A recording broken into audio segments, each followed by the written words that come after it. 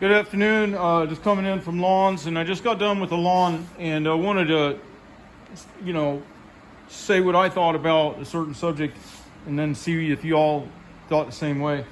Basically, I got done with mowing, and then when you get back to the street, the edge on the concrete, when you look from the street, at that perspective, of course, the grass, if it's higher than the concrete where you edged, then it looks kind of uncut. And what I did was I kind of took a middle ground, and I went back and I kind of beveled it. Now I can't really show you here because I don't have the same situation. But if you're looking at it like this, you see the tops of the grass. So the problem with, in my opinion, with I cut the deep edges so that you get the isolation between the hardscape and the lawn, and so that you have those deep channels to get the moisture to perk under the sod, and so that there's a dark channel for decomposition, and basically a little composting action goes there. But anyway, then what my perspective is, it'd be nice to leave the grass plants as high as the rest of the lawn, but then when you're coming from the street and you're looking at the sidewalk or whatever, or vice versa, if you're looking from the house and you're looking at the edge of the road, then it looks like a little rough. My thinking is, if you miter that, then that's going to make that grass too short right there. I like the crew cut look where it stands straight up and it's topped and straight up, but with perspective, that doesn't always look. It depends on your perspective. So for these people, they complained about it before, I went ahead and did a slight mitering on it because the grass isn't all thick, so anyway, that's what I did. And I wanted to just throw it out there and see what you guys do on that. If you don't mind commenting and letting me know. And then basically, we're supposed to get rain.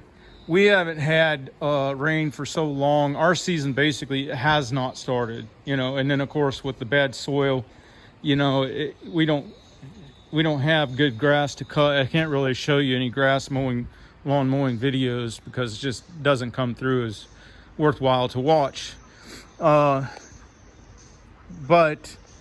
we're going to get some rain today, I'm thinking, and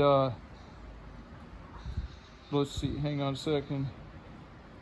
And I'm just trying to get ready for the season, but not just, I'm just working on the mowers and stuff. And I finished cleaning out the forks on this mower, and I'm trying to figure out, I cut the tabs off that held the foot pan. I don't need the foot pan. I can step right there. I can step here and there. There's a bunch of different ways I can get on and off of this machine. But the question then comes in, can I cut this piece of steel off? And then also, let's see if I can open this up, doing it with one hand. I do have a little bit of issue here with my throttle cable so short it snags on the seat pan when I tip it. But I'm gonna change something there too.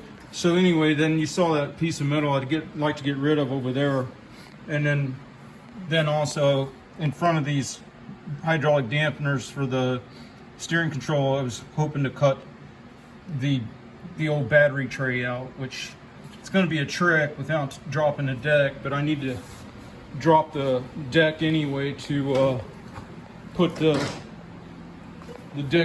deck protector on, which is polycarbonate.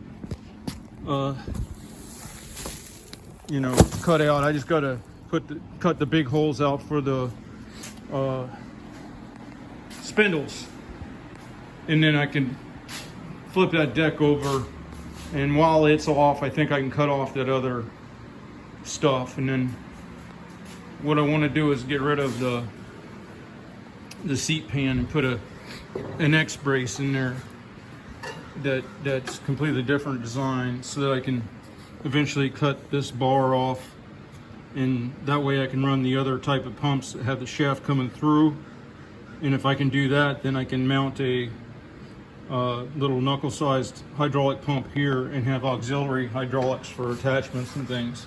Whereas with the design of the Hustler Super Z and maybe other brands, I don't know, with this seat, the only well, you might think that it actually gives structure too.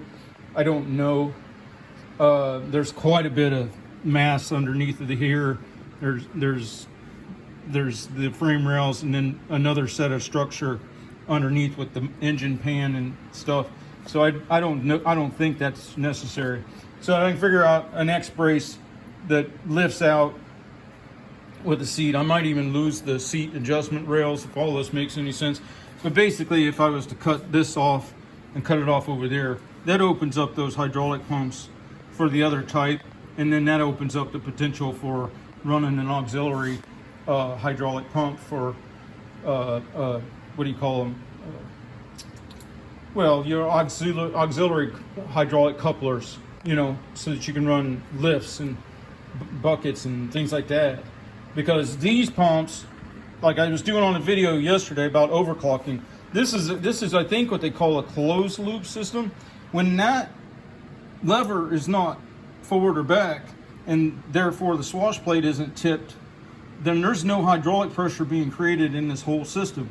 Versus on like a tractor or other types of equipment, there is pressure being created all the way, all the time, but it's being shunted back to the tank. And then you got what I think they call a spool valve that can redirect that pressure to either drive motors or you know, accessories and cylinders. So that's the difference basically between the zero-turn mower type hydraulics and the type that you find on other types of equipment. So anyway, yeah, I was just touching on the subject of perspective and showing you what I was working on now, waiting for the season to start. All right, if you guys are getting anything from the channel, appreciate the guys that have been watching and commenting. Don't forget to like and subscribe and get me off of that bad number. I'm on 666 on subscribers now, so I'd appreciate moving away from that. All right, you guys have a good day.